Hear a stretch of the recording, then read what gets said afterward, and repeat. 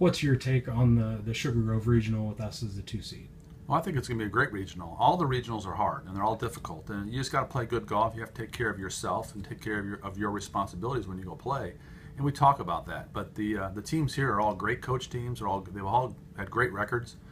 You got teams like Clemson and Purdue and Kent State, who are outside the top 5 seeds, who are playing pretty good golf. I mean, Clemson finished 3rd in the ACC, and they're a 6th seed. So this time of year, the rankings go out, the records go out. It's a whole brand new season, and teams are excited to play. And we need to equal that excitedness and look forward to play, because last year we were a 7 seed at regionals. We win the regionals and then go on and finish 2nd in the country. So as a 7 seed, so things like that can happen. So you just gotta. It's a brand new season for everybody, and they got to come out ready to play, and our guys got to come out ready to play. Talk a little bit about the course up there, Rich Harvest Farms. I don't think a lot of people in the downstate area maybe know that course as well, and maybe nationally also. But you guys have seen it. You guys have played on it once, and just what did you learn? What do you think about the course itself? Well, it's a well-respected golf course. It's something that's very private, very exclusive. A lot of people don't know about the golf course because of its exclusivity, and Jerry Rich has done a great job building it and designing it. So it's hosted the Solheim Cup, which is the LPGA's version of the Ryder Cup.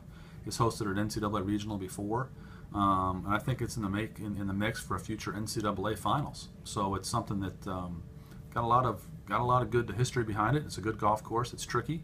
It's something that we're going to have to be ready for, and be ready for the weather too. The weather's supposed to be a little colder and a little windy, so you put those two together, it's going to be a difficult test for all the teams.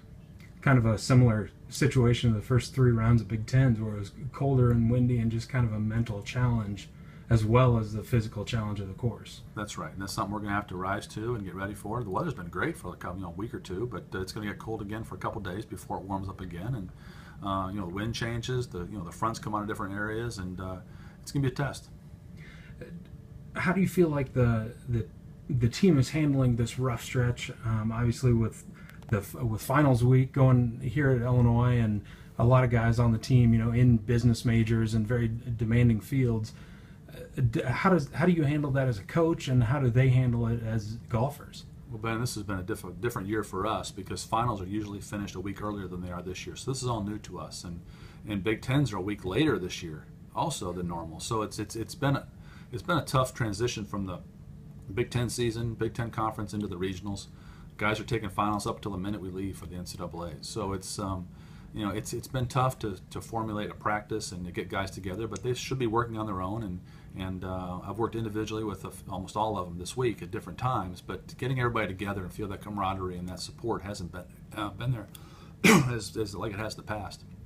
So it's something we got to adjust for and just be ready to go and take responsibility for ourselves on the road.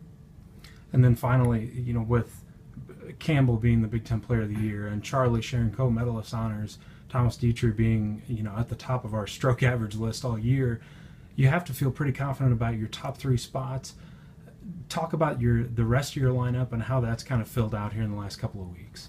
Well, those 3 guys have proved all year that they're top players in college golf. They have the stroke average and the record and the accomplishments that a lot of guys would shoot for, and they're pretty solid. But they got to come to play this week too. I mean, that's the whole thing. In the postseason, you're only as good as your good players, really, and those guys got to bring it. And we have in the past, and I think our top players embrace that. But it is a 5-person team, and you got Jonathan Howard and Alex Burge playing this week, who are both veteran players, have had some experience, and they're going to have to really get their games in gear and get their mindset and expect good things to happen and positive things to come about. And if we're going to advance to the national finals, all 5 guys got to show up and play, and that's what it's been in the past for us, and that's kind of been our motto and our team theme, if you will, is that they're all taking responsibility for themselves, but when they come together and join as a team, it's a pretty strong unit. And that's they're doing that individually, but as a team, it's been tough to get together. But I think those 5 guys are going to come together and play hard.